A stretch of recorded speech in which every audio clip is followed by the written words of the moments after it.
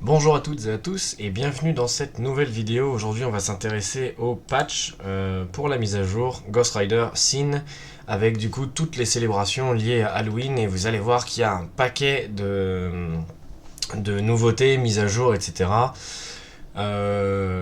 Il y a beaucoup de ventes, on va dire, qui s'organisent autour de cet événement. Donc globalement, on va commencer donc par Ghost Rider, donc il reçoit son nouvel uniforme. Il est à 1750 cristaux et ne bénéficiera jamais de la moindre réduction, étant donné que c'est un uniforme à durée limitée, c'est-à-dire qu'il va rester là le temps de la mise à jour et ensuite vous devrez attendre Halloween de l'année prochaine pour l'avoir. Il n'aura jamais de discount, de solde, voilà, on va dire. Il sera toujours à 1750 cristaux, c'est-à-dire que même si vous attendez le Black Friday qui arrive très bientôt, il sera trop tard, vous ne pourrez pas l'acheter. Donc globalement, si vous avez des cristaux et si le personnage vous intéresse, allez-y. Alors bon, il y a différents effets qui lui sont gardés, d'autres effets qui lui sont ajoutés, notamment on peut noter ici, là, sur le 2, qu'il bénéficie d'un V-pad, donc c'est les sorts sur lesquels vous pouvez vous déplacer en utilisant le joystick, comme le 4 de Doctor Strange, le 4 de Flèche Noire notamment. Et en fait, cet uniforme a l'air... Alors c'est encore à prendre avec des pincettes, mais pour le moment en tout cas, ce qu'il en ressort, c'est que cet uniforme a l'air de déplacer Ghost Rider vers le PVP plutôt que vers le PVE. Je m'explique, il n'y a pas de grosse accumulation sur les dégâts subis ou sur les dégâts infligés. Il a une compétence Ignore Targeting, donc qui ignore qui va toucher l'adversaire, peu importe que celui-ci soit en esquive ou quoi que ce soit. L'avantage, c'est qu'il va avoir du soin maintenant de Ghost Rider, donc c'était vraiment le problème qu'il avait sur l'ancien uniforme, c'est qu'il n'arrêtait pas de mourir. Donc globalement là, avec 30% sur son 3, et j'en ai vu un autre tout à l'heure, ça doit être sur son tier 4, je spoil un peu, mais ça doit être sur son tier 4, effectivement. Donc bon, on peut partir du principe que ils vont essayer de l'axer un peu sur le PVP. Alors après, la quatrième compétence avait déjà cet effet, mais c'est surtout au niveau de l'artefact que ça va jouer, et on y reviendra juste après. Et ensuite, du coup, vous avez Sin, donc qui reste de type vitesse, super vilain, et elle, pour l'acquisition, comme je vous en avais parlé dans la vidéo de Ghost Rider, c'est effectivement en utilisant les tokens, les jetons, et ces jetons, vous allez pouvoir les obtenir contre du vrai argent. C'est-à-dire que le jeu va vous en donner 10, au bout d'une semaine, je crois, d'événements, mais il vous en faudra 30, de toute façon, pour avoir cet uniforme. Alors, est-ce qu'il vaut le coup ? C'est difficile à dire dans un premier temps, en tout cas les statistiques n'ont pas l'air si mauvaises que ça, dans le sens où ça s'applique aux alliés super vilains et elle augmente les dégâts de base infligés au boss de 55%.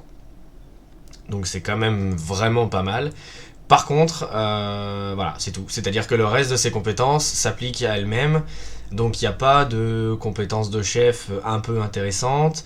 Il n'y a pas de deuxième passif sur l'uniforme qui serait un peu intéressant. Tout ça s'applique pour elle. Alors à voir si à elle seule, elle devient un personnage DPS, ou si elle sera là uniquement pour être un support. En l'état, c'est un peu difficile de le savoir. Elle n'a pas d'accumulation non plus. Par contre voilà, elle a des buffs un peu sympas, toute attaque, toute défense plus 50%. Elle a elle aussi du soin. Donc bon, on verra demain, logiquement, ce que ça donne sur la mise à jour. Pour Ghost Rider, donc son tier 4, un peu ce que je craignais, entre guillemets, c'est-à-dire qu'ils l'ont fait un peu à la Moon Knight ou à la Star-Lord, je crois, si je dis pas de bêtises.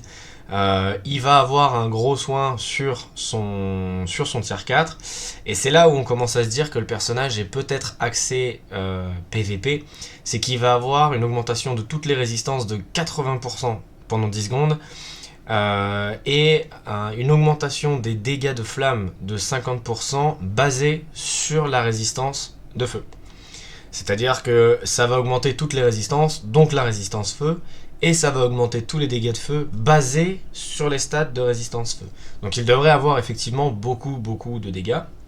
Ça devrait être pas mal. En fonction de vos cartes, typiquement, si elles sont pas très bonnes et que vous avez beaucoup de résistance, ça peut effectivement être pas trop mal. Mais on se dirige quand même sur un tier 4 plutôt défensif, ok. Et c'est pas fini. Ensuite, du coup, pour Sin, on a son tier 3, donc avec son accumulation qui est juste ici. Voilà, donc elle a son accumulation sur son tier 3.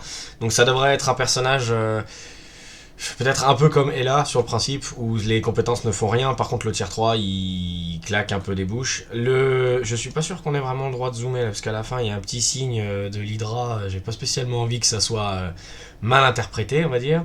Et c'est surtout au niveau des artefacts que la question va se poser pour Ghost Rider, parce qu'il va bénéficier du même passif que Null ou de l'artefact de Ella ou de Wolverine.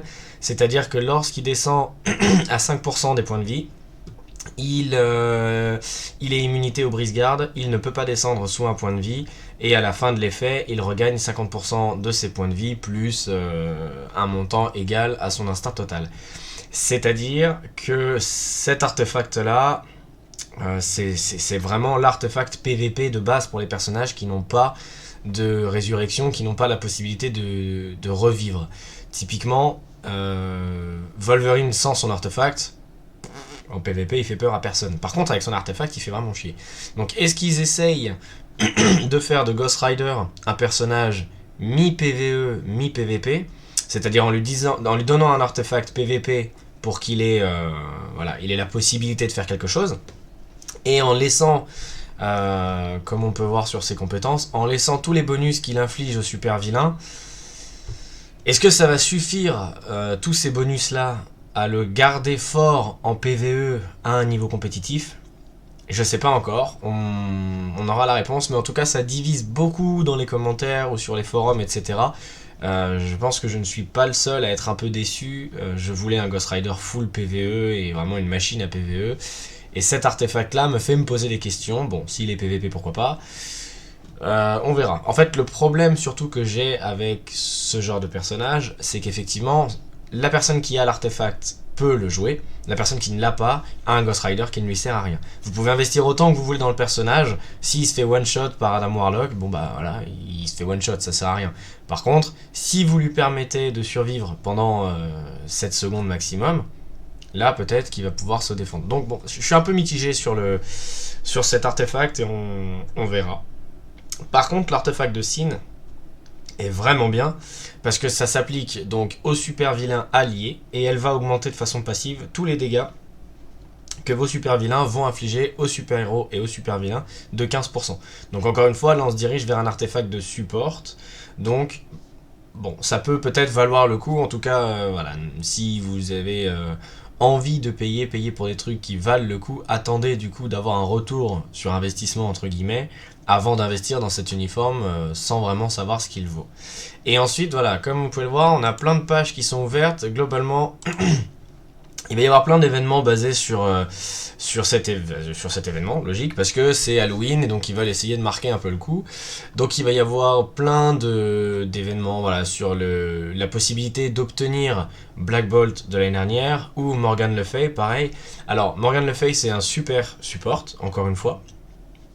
Par contre, encore une fois, comme pour Sin, c'est-à-dire que c'est un uniforme qui va vous coûter des cristaux. Donc vous allez être obligé de payer, si vous voulez les 2 uniformes, ça va vous coûter 60 €. Voilà. Ça va pas vous coûter des cristaux, pardon, ça va vous coûter des jetons que vous ne pouvez obtenir qu'avec de l'argent. Donc ensuite, voilà, si dans votre idée, là, vous étiez parti du principe d'acheter l'uniforme de Ghost Rider et que vous n'avez pas les cristaux, bah voilà, peut-être essayer d'acheter un pack avec suffisamment de cristaux et avec suffisamment de jetons pour obtenir les 2 d'un coup. Mais ça va vraiment dépendre de votre compte en banque, on va dire. Ensuite, vous avez une grosse solde sur tous les uniformes qui seront du coup à moins 40%.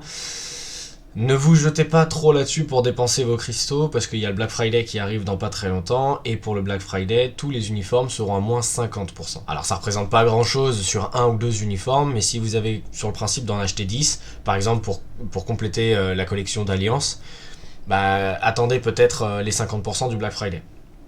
Ensuite, vous allez avoir quelques missions d'évolution. Donc, forcément, comme d'habitude, chaque mise à jour, le fait d'avoir le personnage échelon 2, tier 4, l'uniforme légendaire, rare, mythique, etc. Vous allez avoir un ranking, un classement, voilà, en fonction de votre personnage avec quelques récompenses. Vous allez obtenir sur 7 jours, comme je vous le disais, les biométries de Ghost Rider, les biométries de Sin, et surtout au 7e jour 10 tokens, donc ça peut toujours servir. Vous allez avoir ensuite une nouvelle collection de l'archive du Shield, et c'est Thanos qui revient sur le devant de la scène. Alors, pourquoi pas, ok, pourquoi pas. Normalement, ces missions-là ne restent pas longtemps. C'est-à-dire qu'on a déjà eu des collections comme ça qui restaient un mois et après disparaissaient. Par contre, les récompenses que vous obtenez, elles restent dans le temps. Et là, on parle d'une bénédiction d'Odin et d'une carte de comics premium, donc ça peut être pas mal. Par contre, encore une fois, pour obtenir les différentes pièces d'armure de Thanos, vous avez soit les missions classiques, donc mission dimensionnelle, dispatch ou mission d'histoire, ou alors vous avez directement le shop dans lequel vous allez pouvoir acheter les parties d'armure. Ensuite, vous allez du coup avoir les coffres Hellfire, donc le feu de l'enfer, les coffres du feu de l'enfer. Donc c'est les petits coffres que vous allez pouvoir acheter. Voilà, typiquement là vous en avez pour 10 €, vous avez 6 coffres. Si vous êtes vraiment limite au niveau budget et que vous voulez vraiment avoir Sin, à mon avis, c'est la meilleure promotion, parce que ça va vous offrir 10 jetons à chaque fois, vous n'avez qu'à dépenser du coup 20 € au lieu de 30, attendre la fin de la semaine pour avoir les 10 jetons supplémentaires, et de cette façon, vous pourrez avoir Sin. À mon avis, c'est la façon la plus économique. Ensuite, dans ces coffres-là, des récompenses classiques, rien de bien épicé, on va dire, seulement, voilà, la possibilité d'avoir un méga ticket de tier 2, et donc ça, c'est plutôt cool. Ensuite, vous avez les packs pour acheter les héros, ça va être disponible aussi, donc 1500 cristaux pour avoir directement un Ghost Rider tier 2 et 1 million de gold, et 1500 cristaux pour avoir une Sin tier 2 et 1 million de gold. Je vois pas pourquoi vous feriez ça, dans le sens où c'est deux personnages gratuits entre guillemets, c'est-à-dire que vous pouvez obtenir les biométries par les sélecteurs de biométrie classiques, Shadowland, Alliance, etc. etc. Bon, voilà, ça existe, mais à mon sens, c'est beaucoup trop de cristaux pour des personnages classiques, vieux, et à mon avis, tout le monde a. Ensuite, vous allez avoir les packs de célébration, donc globalement, ça va refaire, cette page-là, elle va refaire l'inventaire du magasin actuel du jeu, simplement en incluant le nombre de tokens que vous allez avoir à l'achat de chacun de ces packs. Donc vous pouvez défiler sur le... Vous avez l'URL juste ici si vous avez envie d'aller regarder sur le forum directement. Globalement, j'ai farfouillé un peu tout à l'heure pour voir si les packs de tier 4 notamment étaient intéressants. Voilà, ceux-là. C'est exactement les mêmes packs en fait. C'est simplement, voilà, ils ont juste rajouté la petite ligne ici pour vous écrire que pour l'achat de ce pack, vous avez 40 tokens, pour l'achat de ce pack, vous en avez 100, etc. etc. Mais c'est les packs que vous trouvez déjà dans le jeu actuellement, donc globalement, si le pack vous coûte 39 €, il va vous rapporter 40 tokens, quoi. Voilà. Donc ça, il n'y a pas grand intérêt. Et enfin, la dernière page, donc c'est le fameux shop où vous allez pouvoir utiliser les jetons, donc les jetons qui vont vous permettre soit d'acheter Sin, soit d'acheter Morgan Le Fay, soit vous allez pouvoir acheter les pièces de l'armure de Thanos, donc l'armure, le casque ou l'épée. Vous allez aussi pouvoir acheter les coffres de la citrouille en colère et un peu d'argent. Donc voilà. Donc les coffres de citrouille en colère vont vous coûter 15 jetons à chaque fois et vous pouvez en acheter jusqu'à 200, là où c'est intéressant. Et surtout, ils ont eux des récompenses qui sont vraiment chouettes. Alors avoir les probabilités, encore une fois, c'est toujours le problème, mais vous allez avoir la possibilité d'avoir pour 16 personnages un artefact 5 étoiles ou 4 étoiles. Vous avez les 12 CTP qui sont disponibles, vous avez les 14 cartes de premium, vous avez les méga tickets d'avancement, vous avez les bouquins de Vishanti ou les archives de Titan, les bénédictions d'Odin, et ensuite vous avez voilà, que des récompenses classiques jusqu'à l'ISO 8 avancé. Donc bon, ça peut être plutôt cool. Alors, ouais, ok, donc rien de bien épicé. Globalement, voilà. Donc ça va faire beaucoup de choses, et surtout moi ce qui m'étonne là, c'est que vous pouvez acheter jusqu'à 20 fois et 25 fois les pièces d'armure de Thanos. Alors on va essayer de revenir dessus, là sur la collection. Il n'y a pas écrit combien il vous en faut, d'accord. Il n'y a pas écrit combien il vous en faut, mais du coup basé là-dessus, on peut penser qu'il va en falloir 20 pour l'armure, 25 pour le casque, et 20 pour l'épée. Et du coup, ça va vous demander de faire la mission dimensionnelle, dispatch et le mode histoire. Ok. Donc bon, voilà. Encore une fois, c'est un événement qui va durer quelques temps, donc ne vous précipitez pas jour 1 pour essayer de tout avoir et de tout dépenser. Vous pouvez attendre d'avoir des gens comme CynicAlex par exemple, qui vont forcément vous guider au travers de leurs différentes vidéos. Moi aussi, je pense que je vais essayer d'en faire un maximum, histoire d'éviter, histoire de surtout tester les personnages, de voir si on est déçu ou pas déçu. Sin, je me tâte encore à l'apprendre parce que m'intéresse pas beaucoup, et si c'est juste pour avoir un nouveau support, je pense que le bouffon vert est peut-être tout aussi bien, puisqu'il a lui aussi la possibilité d'avoir une compétence de leader et un passif.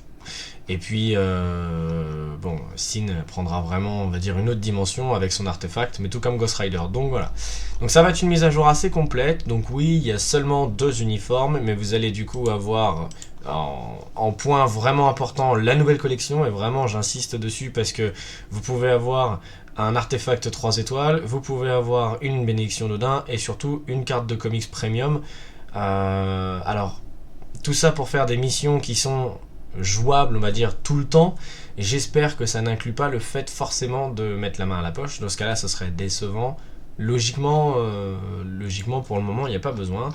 Et ensuite, pour le reste, bon, bah voilà. Globalement, c'est un peu... Voilà, c'est beaucoup d'options payantes. Donc, on va voir ce que ça vaut pour cette mise à jour. On se donne rendez-vous, je pense, demain matin. Ouais, c'est ça. On va se donner rendez-vous demain, et dès demain, j'aurai Ghost Rider, et on verra si l'uniforme change déjà au niveau 70, comme j'ai pu le tester tout à l'heure, sur la dernière vidéo, pardon, et voilà. En attendant, écoutez, bonne journée, reposez-vous bien, parce que demain s'annonce être une grosse journée pleine de rebondissements. Allez, ciao!